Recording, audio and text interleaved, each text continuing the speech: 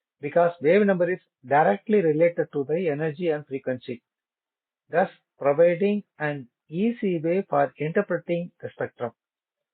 Prior to the sample analysis, the background is recorded to avoid air and water vapor contamination peaks. The proportion of the background and the sample spectrum are directly related to the absorption spectrum of the sample. The absorption spectrum indicating various vibrations of the bonds present in the sample molecule. Several modes arise due to the various bond vibrations. So in this way, one can easily identify the functional group in the molecule. Some features of FTIR. It is a non-destructive technique. It provides a precise measurement method which requires no external calibration. It can increase scan speed, collecting a scan every second. It is mechanically simple with only one moving part. Instrumentation. The typical FTIR spectrometer consists of the following parts: an IR light source, interferometer, sample compartment, detector, amplifier, and a computer. The light source generates radiation which strikes the sample passing through an interferometer and reaches the detector. Then the signal is amplified and converted to digital signal, what we call this as interferogram, by the amplifier and analog to digital converter respectively. So this is the block diagram of FTIR, spectrophotometry. And here, this is the IR source, so which generates the IR radiation. It strikes the beam splitter. Beam splitter is a special glass which has been silvered. At the back side, we have the silver coating will be there. And this beam splitter will split the radiation into half. One will reach the fixed mirror and gets reflected and it will come back. The other transmitted half of the beam, it will go and strike the movable mirror. So this is the movable mirror. And again it will come back, gets reflected, it will come back. Again it will come to the beam splitter. So now, finally, we have two beams. What we call this as, there will be an interference and they will strike on the sample. And the detector will detect the interference sample. interference signal, and it will be recorded as interferogram. And this is the intensity versus the time will be recorded here. The computer will have some analog to digital conversion will take place, one. And second one is there will be a mathematical method. The computer will encode that one from time domain to frequency domain. Ultimately, we will have intensity versus wave number. So this is the IR spectrum. Ultimately, we will get IR spectrum. Interferometer. The heart of the FTIR is a Michelson interferometer.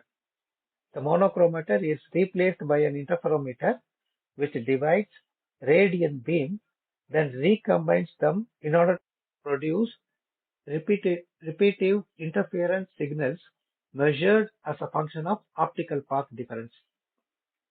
As the name implies, the interferometer produces interference signals which contain IR spectral information generated after passing through a sample. It consists of three active components: a moving mirror, a fixed mirror, and a beam splitter. Mirrors in an FTIR are generally made up of metal. The mirrors are polished on the front surface and may be gold coated to improve corrosion resistance.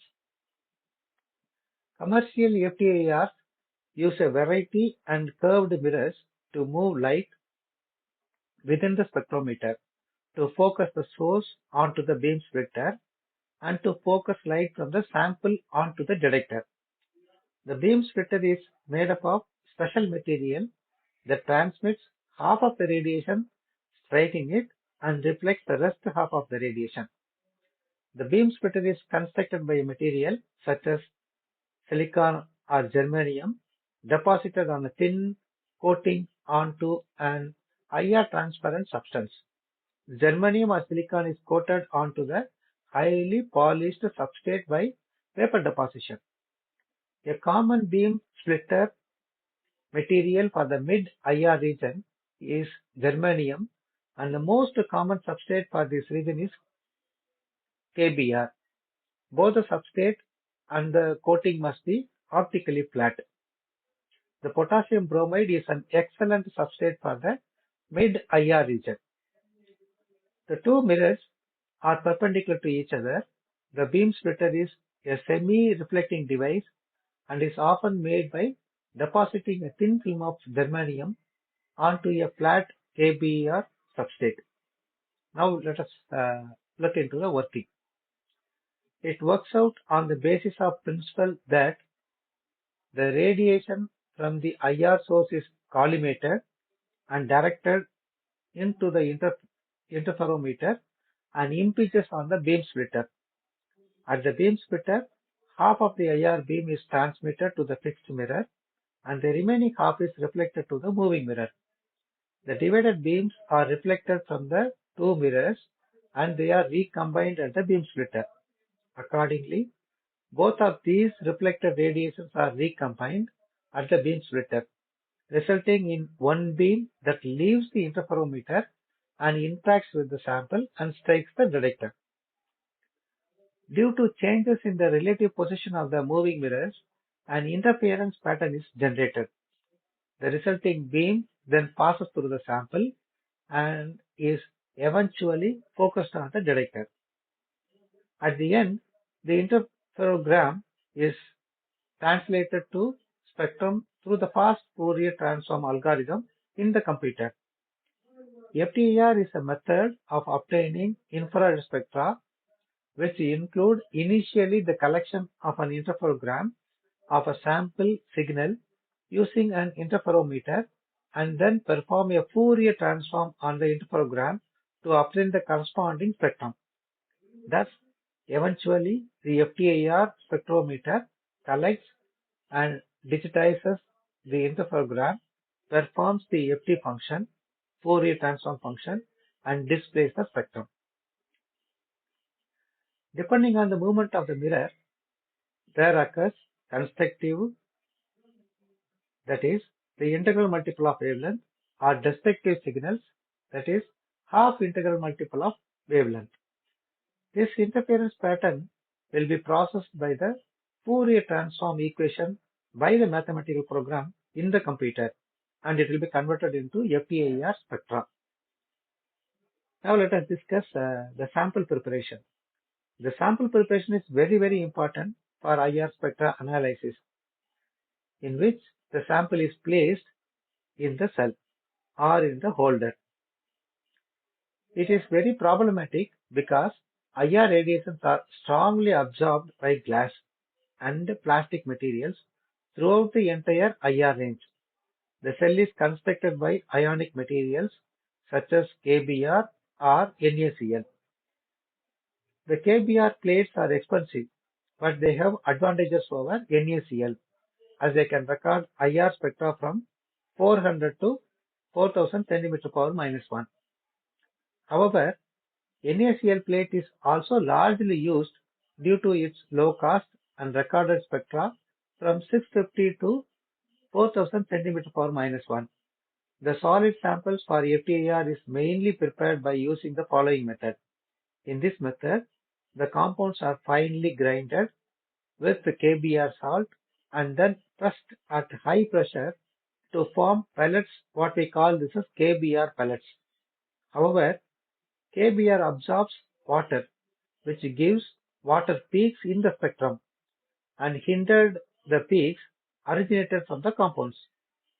Nevertheless, if KBr plates are prepared carefully by avoiding the absorption of moisture, no peak will appear in the spectrum. The other advantage is that KBr is transparent below 400 cm^-1. Some advantages and disadvantages of FTIR. So better sensitivity and brightness. It allows simultaneous measurement over the entire wave number range. It requires no slit device, making good use of the available beam. High wave number accuracy.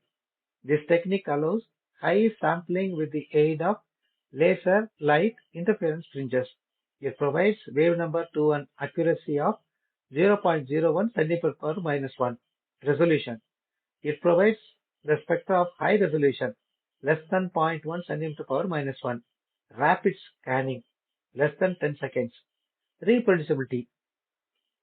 Relatively inexpensive and provides rich information. Very high sensitivity, that is nanogram quantity. In FTIR, the signal to noise ratio is generally considered to be high compared to the other spectroscopy techniques due to its inherent design that allows for high efficient utilization of light, leading to a strong signal relative to the background noise. This is the key advantage of FTIR instrument. State lights. Fourier transform allows only interference signals to contribute to spectrum. Background light effects greatly lowered. It allows selective handling of signals, limiting interference. Wave number range flexibility. Simple to alter the instrument wave number range. Some disadvantages. It cannot detect atoms or monoatomic ions, that is, single atomic entities contain no chemical bonds. It cannot detect molecules comprised of two identical atoms symmetric, such as N2 or O2. The aqueous solutions are very difficult to analyze since water is a strong IR absorber. Complex mixtures. The sample gives rise to complex spectra.